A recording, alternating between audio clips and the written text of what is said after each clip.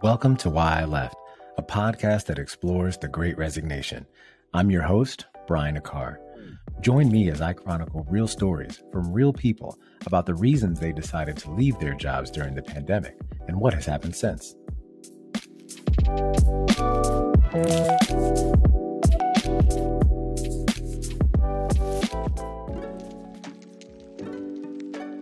Hello, and thanks for tuning into this episode of the Why I Left podcast.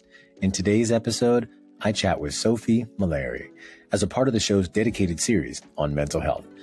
Sophie's a native New Yorker who earned her master's in mental health counseling after getting a bachelor's in operations management. She's trained to counsel through a multicultural and holistic perspective that encompasses one's biological, psychological, sociological, and spiritual needs.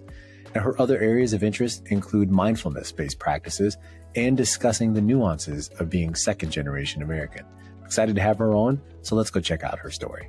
All right, welcome back. So our guest today is Sophie Mallari. Sophie has experience providing individual and group therapy to adults, children, and families. She is trained in several modalities with a focus on trauma-informed care and inner child work. Now, our show has openly discussed issues of mental health, so I wanted to bring her perspective as a licensed practitioner to the show to discuss the trends she's seeing in her practice and the community she serves. So hi, Sophie. Thanks for joining me today. Hi. Yeah, it's a pleasure. Thanks for having me. Absolutely. So now, before we get into some of the work that you do, tell us a little bit about your background and upbringing. Yeah, I was born and raised in New York City, Manhattan. I did spend a couple years early on in rural China, but I came out here again for first grade. So I've lived here all my life in New York, and I went through the school system, went to college for business, and was doing that for a large portion of my young adult life until I realized that I wanted to do something more meaningful. And so that's when I switched over to counseling. And that really allowed me the chance to hear people's stories and connect with them on a one-to-one. Oh, that's great. And now, what have you been passionate about professionally?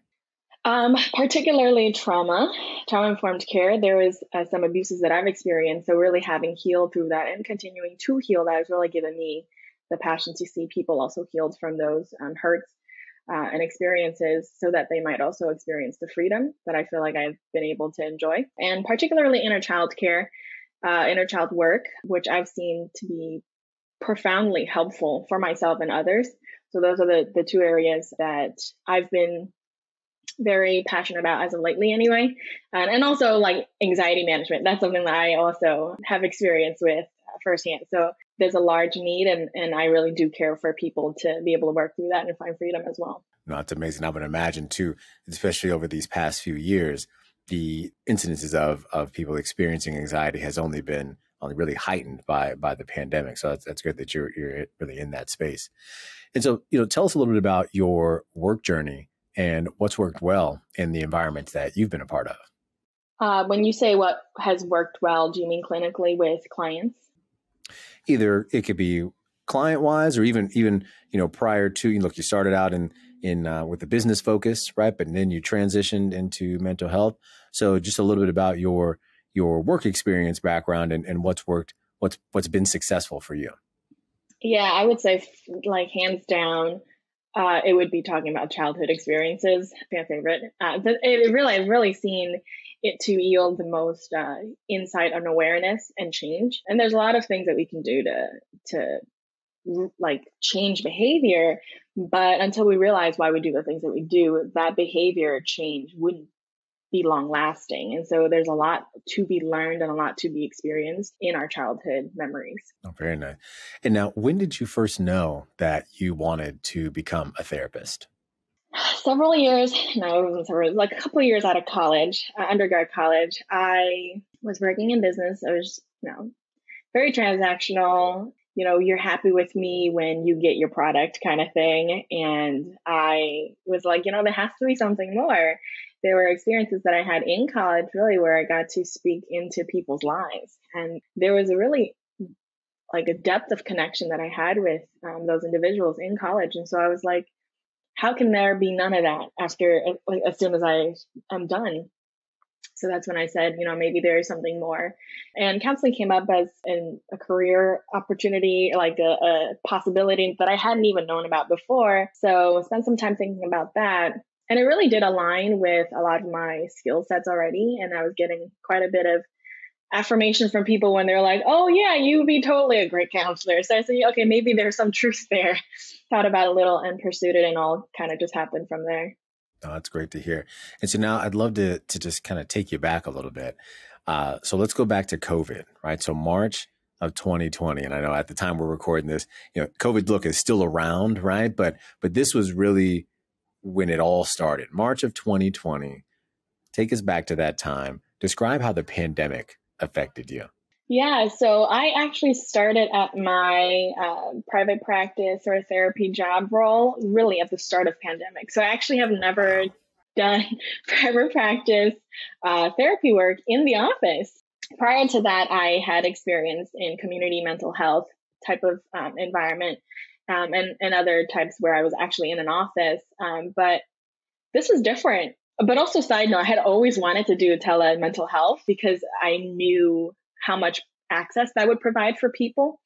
And the reach would be increased. So I was really excited to do that. But it was definitely hard because there was a lot of collective trauma happening at the same time. I'm going through it, my clients are going through it. And how do I normalize that sort of anxiety response, but at the same time help them do what they have to do and go to work every day still? That was challenging. And we were really trying hard to not get burned out, but that was also inevitable. So we're just really, really keen on self-care during that time. No, that's important. And how did the pandemic really affect your business? I actually think there was an increase. At least this is what I've experienced. For me, my caseload is a little different from everybody else's that are that's in the company. But I really did get a lot of clients. Because a lot of the times people are experiencing anxiety, but it's really easy to keep busy and avoid having to deal with whatever anxieties you might have. There's no time to think about it. So you're working multiple jobs, maybe, whether or not you actually need it. But that was something that I was seeing, like, oh, now I can't do all those things that I used to do. All the ways that I used to go out to care for myself. Now I can't do that. So how do I really, the challenge is how do I get creative with my self-care? And there was a lot of influx of like, not just COVID related stuff, but really not having the structure in place to manage the anxieties that you probably already pre-existingly had. And so now that's where I came in. No, very nice. And so you mentioned, look, you started this job, you know nothing but telehealth counseling services, right? And so what was it like starting in private practice, really at the height of the pandemic? I don't know if this is popular opinion, but I really liked it. Okay. Because I think I'm accustomed to being on the computer, being on Zoom, and just like video chatting. I felt like there was humor that could allow for connection. That my colleagues would tell me, like, it's harder to connect with somebody because you're not physically in the room with them. And I found that we collectively found that like humor has really allowed us to do that sort of connection piece through a screen. Yeah, I really enjoyed it. There were some challenges just like with providing therapy, period. But otherwise, the experience was very enjoyable for me. No, that's good. And now, so some of the clients that you worked with, look, now you get into this field, everything's happening with the pandemic, the shutdowns are happening. How did the pandemic really start to affect some of the clients that you served? I really do think that the effects of COVID heightened depression symptoms, anxiety symptoms as directly if they've experienced COVID, if they've experienced, being a frontline worker, that kind of thing, but also indirectly, the concept that I was speaking about earlier, where there are a lot of structures in place for those individuals, a routine perhaps to manage their depression, anxiety, and other diagnoses. But COVID, when the world shut down, it took that all away. And so that's kind of how I saw COVID affect my clients, both directly and indirectly. And it was like they were left with nothing, just like having to start over from scratch and adjust to that. So there's a lot of grief involved. So that was the way that I saw them get affected. And so what were some of your key learnings that you experienced throughout COVID? Key learnings. I definitely would say a lot of self-compassion, because Well, self-compassion and the concept of letting go of control. So being mentally flexible, emotionally, psychologically flexible, which is one of the key things that we work with clients. And I had to do that for myself too, because there really wasn't anything much that we could do when the world was shut down. Like there are powers that be that control all this stuff. And as much as we don't want certain things to be closed down, then they're going to be. And so there's a lot of like, okay, can't change that. So then what can I do? And how can I sort of release some of that control and just focus on the things that I have control over, which is very much sort of like the day-to-day. And even then it's a little limited because there are things that you probably used to be able to control that you no longer can. So there's a lot of adapting. And I say self-compassion because there was a lot of like nobody knew what to do also. So it was a really messy time of like just trial and error, and like maybe some would be more prone to beat themselves up too. So it was like, okay, we really have to lean into the self-compassion because this is a hard time for everybody. And we just adjust together. No, really, that makes sense. And so, obviously this show is about the Great Resignation. And I know you work a lot with children, but also trauma-informed care as a whole. So I'd imagine there's some adults that you work with as well. And right. I just wanted to clarify that it's actually the other way around. Like I have done work with children in my past jobs, but primarily with private practice, it's just adults. It's just adults. Oh, okay. Well, great. So this show is, like I said, around the Great Resignation. And so when we think about the impact on mental health, it's been tremendous. And so what are, let's say, 3 ways in which you've noticed the Great Resignation's impact on mental health, or even, work life in general, that impact on mental health? What have you noticed? There is definitely I think my first thought to that is that there is a increase in purpose, perhaps for people who maybe have participated in the Great Resignation and really have said, okay, like now that everything is stopped and I can actually reflect and think about my life, this is actually not what I want to do. And I do think that like that reflection piece has allowed for some to really figure out actually what it is that they want from their life, and that added purpose, that meaningfulness to them really gives them like positive mental health, I think, right? Like there's nothing worse than going to work every day and hating it, but feeling like, well, you have to do it. And so that's a constant drain. And so for people to participate in the Great Resignation, there's a lot of life given back to them. And so that definitely impacts mental health. Absolutely. And so now let's talk a little bit about your practice, right? So you're currently a counselor with Citron Hennessey, which is here in the New York area. I mean, our show is an international show, but I just want to clarify. Sophie's here in the New York area, right. And so tell us about one, Citron Hennessey as a practice and the types of therapy offered. Yeah. So it's a group practice. It's owned by 2 individuals whose last names are Citron and Hennessey.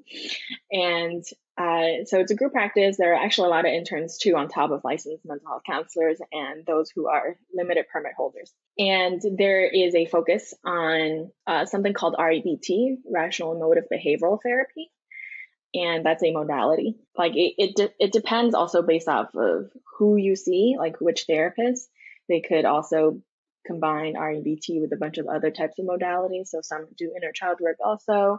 I have a focus on trauma-informed care and inner child work alongside REBT.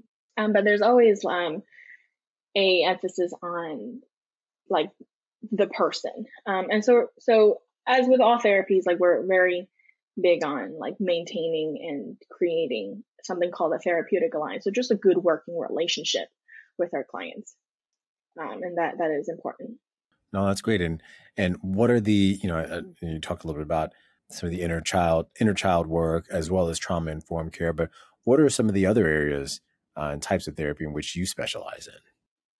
Yeah, so the ones that I found myself doing is psychodynamic, where we're analyzing childhood experiences. Like that's a favorite of mine. And there will be maybe some times where somebody might experience me using like CBT or sort of cognitive tools.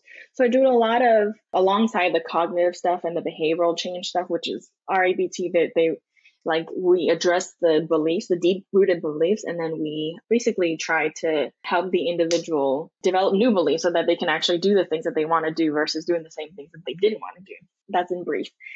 I also spent a lot of time on this trauma stuff where it's, if you have a trauma response to something, right? Like before you can tap into, here's what I could do logically, here's what I know to be true. It's like there's a lot of your nervous system that's getting sort of inflamed and riled up as a result of that trauma. So I really do teach also how to regulate that, right? Emotional regulation, but also regulating the nervous system so that you can calm down, so that you can utilize a lot of the tools and tricks that we talk about, and how to think and what to say to yourself and that kind of stuff. So it's a bit of a combination of both. And that's kind of like my main focus, alongside inner child work, where we're getting connected with some of those feelings and needs from a really young ages and affirming that. And that really creates like a good working relationship with our feelings, really. Oh, that's great. And now I noticed also one of your areas you focused on was around grief and loss, right? Which many have experienced over these past few years. And so when you think about that, what are some key facts that we should know about grief and loss? Yeah, I think the most important thing to keep in mind is like grief and loss isn't just when somebody passes, a pet passes. Like it is a very active part of our everyday lives. Like there are a lot of things that we're grieving and that are just lost. For instance, like things that you wish had happened for you when you were younger, that's loss, and you will have to grieve that. When you have expectations that have gone unmet and you're just disappointed and you're really sad about it, well, that's loss, and you're grieving, you're mourning the loss of what you had hoped. And like that's a very active part of our everyday lives. And I just want people to recognize that like you can grieve a lot of things, relationships ending, like hopes and dreams changing, and it's not just related to like physical loss. No, that's a great point, because I do think, oftentimes it is, when you think of grief and loss, immediately you think of, someone passed away, right? And so, reframing that in, the loss of an opportunity potentially, or relationship, is something that people could also have need help coping with. And so which is actually a nice transition into, when someone experiences loss or grief, what are 5 coping skills that you could share? When somebody's experiencing grief and loss, I would definitely say that get in touch with those feelings and allow yourself to have them without any sort of thought of I can't have them or I need to get rid of them. Like, no, like engage in those emotions. I would say that's number one. And if you're having difficulty doing that, I would say get some professional help to help you do that. And that's like seeing a therapist, seeing a bereavement counselor. I would say that's number 2. Number 3, I would say once you feel like you've individually grieved the loss, get in touch with those people around you. I would say definitely don't isolate yourself, but also know that there's a time where you also just need to be by yourself, and that's okay. But at some point when your body feels like, yeah, you've grieved everything, then, get reconnected with your community, because that's absolutely important. Number 4, it would be to remind yourself that grief comes in waves. And so the whole point of grief is like right off the bat, when you've experienced this grief, the wave of grief where it hits you really hard, that happens very frequently, the intensity that very high, right? But over time, it will still hurt the same, but the frequency, the time in between those times will be longer and longer. So it's not that you just are done with grieving. No, it still comes. It comes in waves, but it might not come as frequently over time. And then 5 would be to remember to integrate grief. So it's not that, oh, this grief is over and now I never have to deal with it ever again. No, you do, but it's changed you. It's become a part of your life. And so there are ways that you can channel that grief into goals of yours for yourself, for your community, and ways to sort of use that grief to really let it change your life, right? So an example would be like, somebody close to you has passed, and now, after you've grieved, you're like, I want to help people who've experienced this thing that this person close to me experienced. And so now I want to be that resource. And so that's kind of like just, a brief example of what it looks like to have grief be integrated into your life. Because the whole point is not for you to just be in grief, done, and then now go back to my life. No, it really does change your life, and let that be, because I think that's very valuable. That makes sense. I like that grief integration. I actually haven't heard of it mentioned like that. So I like that step a lot. And now you also talked about trauma informed care, right? And so tell us about, trauma informed responses and how they show up in times like these, like we're living now. I would say trauma informed care would look something like paying attention to grief anniversaries and recognizing that even if you say you're fine because you feel kind of fine, but your behaviors are starting to show a little bit of some behaviors that aren't totally fine, well, I might say, seems like perhaps there was some trauma stored in your body, because your body remembers it, whether or not you're cognitively aware that this is happening. And so to me, like, that's how I would be in the mindset of just having trauma informed care for somebody who's going through grief. It has a lasting impact on you. So whether or not you're crying that's not my goal. My goal is to see whether or not like your body, your whole system is responding well. And so one of the things also to, you mentioned how your other area of interest is around the nuances of being second generation Asian American in your practice. And so I would like you to talk a little bit about that. But first, I wanted to give the audience just a quick stat, given that we're here in New York City, and I'll read this one, right? So I don't want to mess this one up, right? So based on 2019 ACS data, which is the latest data that we have that's available, so there are 845,000 Asian Pacific Islander immigrants in New York City, accounting for 28% of the total 3 million immigrants living in the city. And so, this focus on the nuances of being second generation American, tell us about, and our listeners really, about what those nuances are and what people may not be aware of.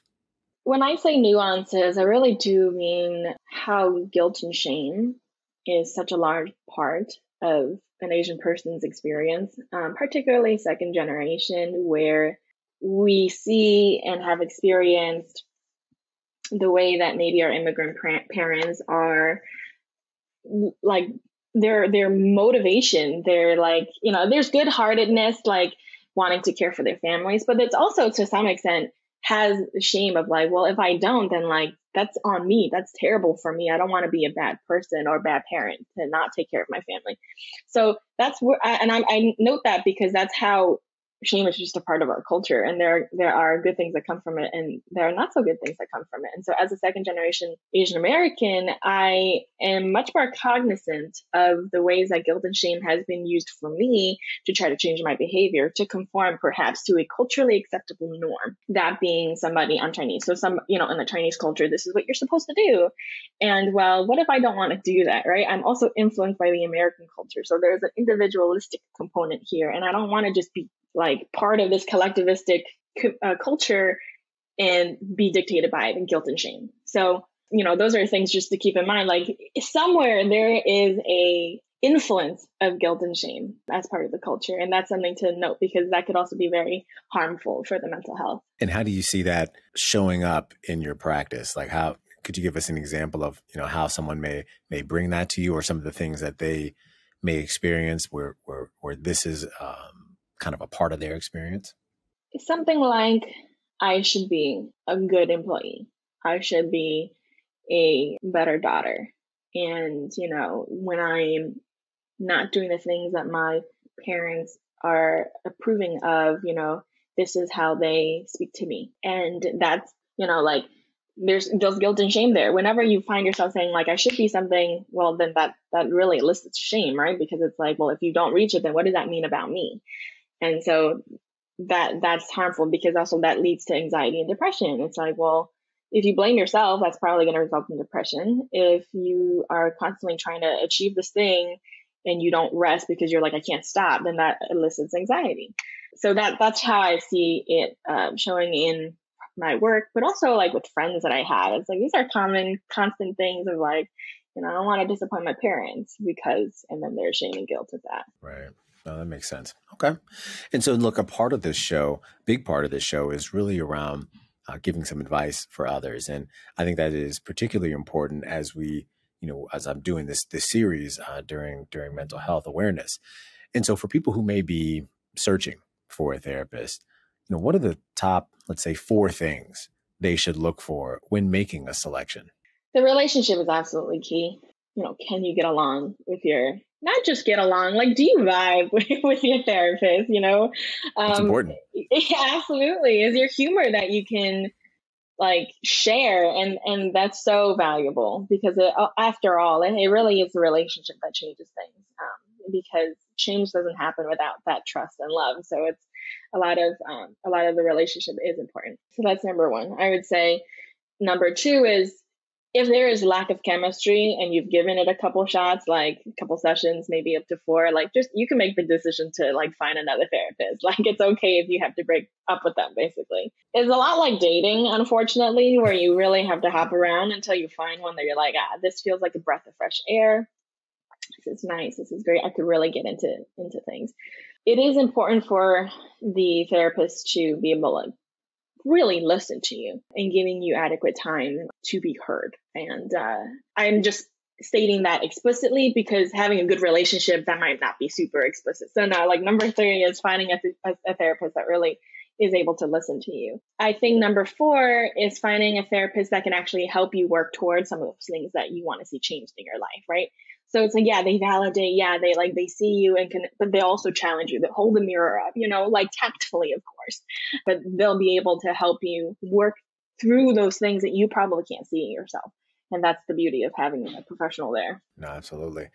And, for people who may be uncomfortable discussing their mental health with a professional, what suggestions would you offer to them? If they're uncomfortable, if that person actually does want to see a therapist and is experiencing that discomfort, I would bring up that discomfort in conversation with a therapist, because that can be worked through, and that actually might show a lot of other things underneath that actually will be helpful in the transformation process. So that difficulty, I'd say, talk about it and be open about it and just kind of see what it is. And the hope is that you would warm up to your therapist. That therapist will show you that they're safe people, and that that they'll also take it at your pace, right? So it's like, okay, we're not going to push you that hard, but we're also going to challenge you. And so there's a little bit of give and take. But if you're showing up, like, that's great. Yeah, no, definitely. And I think there's a certain aspect to it of being a bit more self-aware within yourself too, about kind of what you are comfortable with, what you may not be comfortable with. And, when you think about building self-awareness, what are, let's say, like a series of questions that someone should ask themselves to really become more self-aware, to maybe even get to that place? Yeah. What am I thinking? What am I feeling? And what do I need? Those are 3 questions that I've used over and over. What am I thinking? Like, just making note of that explicitly changes things. And so what am I thinking? And then what am I feeling as a result of what I'm thinking? It allows you to identify like that connection between the thought and the feeling, because they do go hand in hand, but sometimes you don't realize it. And then what do I need? It can be helpful to identify just what you can do about the situation. I would say if I were to add another one, which I think I would want to, is where does this come from? But sometimes you can go on a little bit of a rabbit trail with where does this come from? I say if it causes more duress to be thinking about where does this come from, I'd say, okay, let's just create a contained space, right? Be with somebody professional and do it in a contained space. But if it's a fleeting thought of like, oh, I'm feeling this way, I'm thinking this way, it's like, I wonder where that comes from. Like, that's helpful to increase awareness. Oh, that makes sense. Okay. And now, look, this is happening during, Mental Health Awareness Month and BIPOC Mental Health Awareness Month. And so during these months, how can we help really amplify the message that it is okay to seek help? I think it just is that it is okay to seek help. And there's a lot of stigma with some cultures where you're probably going to hear that it's not okay. And you might hear it as close as your family, right? So it's not okay. Don't share with other people what goes on in our house. Like, you might hear that. And so I think the resounding note is it's okay, because there are things you probably can't see that we can help you with. And there's freedom to be experienced for that. No, I agree. Yeah. And I always, very appreciative of the stories that, I've been able to kind of get out in this space. And I think during this series in our, Mental Health Awareness Month, as well as BIPOC Mental Health Awareness Month, it's good to just continue to get those messages out there. And so, last question before we kind of begin wrapping up is, what more do you think employers could be doing to better support employees during this time, especially with the prevalence of some of the mental health issues that we've all kind of known about and read about? I would say increase your pay. I said this last time. That's important, right? We're talking about like a system, sort of. It's not just the individual's mental health. Like there are a lot of other systems in play that also affect mental health. So, good wages. But I would also say, like, get trained for employers. Get trained on mental health. Get trained on how to be emotionally healthy leaders. Get trained on all these things, on how to connect and really be understanding. And also trust. I would say this whole flexibility thing with like, can you work from home? Like, I really do see it as a matter of like, do you trust your employees? And I feel like, maybe there's something there that can be worked out, but really giving people the opportunity to have a life outside of work, like that would be super good for mental health. I agree. I like that. We had some really good quotes in season 1 about that too, about, one of them was around, when people have life outside of work, their work comes to life. And I think that what you just mentioned, and shout out to Wale Ayantoye for that one, but that I think really resonates from a mental health standpoint, because that's when people can bring their full selves, when they have that life outside of work and not just putting in 80, 90, 100-hour weeks, right? Which can be very detrimental. So, okay. Absolutely. All right. Well, Sophie, look, I want to thank you for taking some time to speak with me today. I loved, learning more about your practice, the clients that you've been involved with. And like you said, some of the nuances that you mentioned about, being second generation Asian American. I think it's important during both of these months to really talk about those things. And I think we have an opportunity here at the show to talk about various walks of life and the different mental health experiences that happen. And so I appreciate you sharing, your practice, your expertise, and everything that you do. And would love, one, to stay in touch and follow your work, but also would love for you to get out there. Where can our listeners find you and support you? They can find me at Citron Hennessey, and I'd be glad to speak with them. Very nice. And because you're telehealth, I mean, you I'm here for it. Yeah. Just about anywhere. Let me know. All right. So I like that. I like that a lot. So I appreciate that. So look, that'll do it for today's episode. Again, I want to thank Sophie Mallari for joining us today. I'll be sure to share her information in our show notes. And so look, I hope you all have a great week. We will see you next time. And thank you again, Sophie. Thank you.